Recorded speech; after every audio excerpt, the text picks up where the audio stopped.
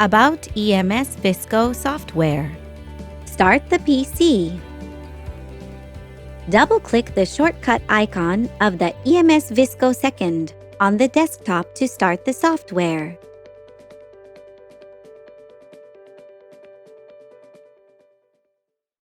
The screen is displayed when the EMS-1000S control software, EMS Visco 2nd, has started. Toolbar. You can use the function directly by clicking the icon. Message view indicates the current system status, displays the current value of the temperature, motor speed, the latest viscosity measurement result, and a status message. Status view displays the set temperature, motor speed, and probe of the selected method.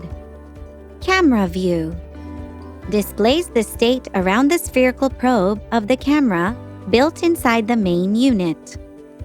Graph view displays the measurement results as a graph. The measurement results are plotted on the graph for each measurement.